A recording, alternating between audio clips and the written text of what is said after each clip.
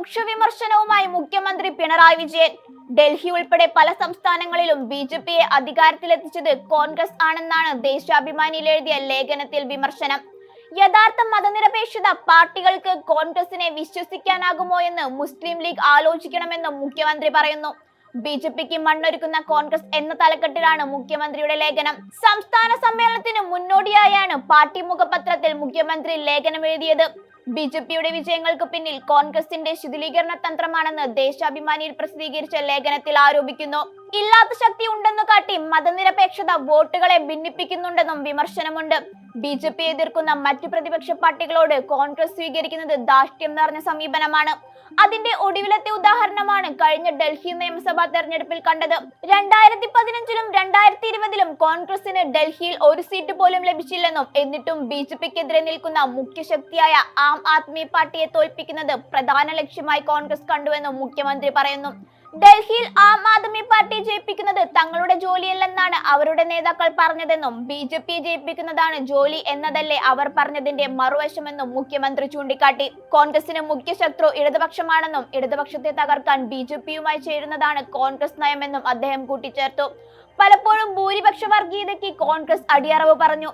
തങ്ങൾക്കാണ് ബി.ജെ.പിയെ തോൽപ്പിക്കാനുള്ള കെൽപ്പെന്ന് ഇനി മേലാൽ പറയരുതെന്നും മുഖ്യമന്ത്രി പറയുന്നു.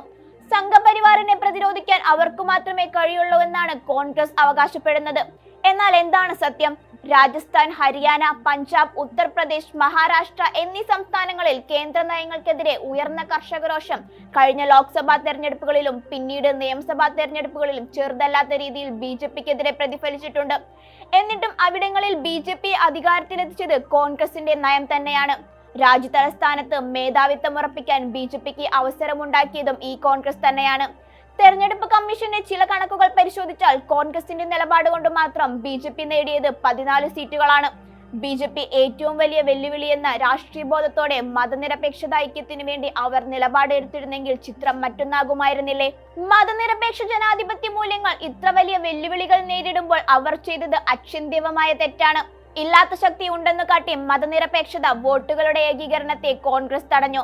അങ്ങനെ ബി.ജെ.പിയെ തോൽപ്പിക്കുന്നതിനുള്ള ജനാഭിലാഷത്തെ തകർക്കുന്ന റോളാണ് കോൺഗ്രസ് ഏറ്റെടുത്തത്. ബി.ജെ.പി ജയിപ്പിച്ചതിൽ പ്രധാന ഘടകമായത് മതനിരപേക്ഷത വോട്ടുകൾ ഭിന്നിപ്പിച്ച കോൺഗ്രസ് തന്ത്രമാണ്. ബി.ജെ.പി എതിർക്കുന്ന മറ്റു പ്രതിപക്ഷ പാർട്ടികൾ മുൻനിരയിൽ തന്നെയുണ്ട്. മതനിരപേക്ഷ പാർട്ടികൾക്ക് കോൺഗ്രസിനെ വിശ്വസിക്കാനാകുമോ? മുസ്ലിം ലീഗ് അടക്കമുള്ള പാർട്ടികൾ ആലോചിക്കട്ടെ. ബി.ജെ.പിക്ക് ബദൽ ഉയർത്തുന്നതിന് തടസ്സം കോൺഗ്രസിന്റെ സമീപനങ്ങളാണെന്നും പ്രധാന വിമർശനങ്ങളായി മുഖ്യമന്ത്രി പറയുന്നു.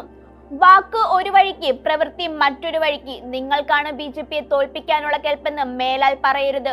കോൺഗ്രസിനെതിരെ മുഖ്യമന്ത്രിയുടെ ലേഖനത്തിൽ ഇത്തരത്തിൽ പറയുന്നുണ്ട്. മതനിരപേക്ഷതയുടെ പക്ഷത്തു നിൽക്കുന്ന ഇടതുപക്ഷത്തെ തോൽപ്പിക്കാൻ ഒളിഞ്ഞും തെളിഞ്ഞും വർഗീയ ശക്തികളുമായി സഖ്യമുണ്ടാക്കാൻ കോൺഗ്രസ് മടിച്ചിട്ടില്ലെന്നും മുഖ്യമന്ത്രി പിണറായി വിജയൻ ആരോപിക്കുന്നു.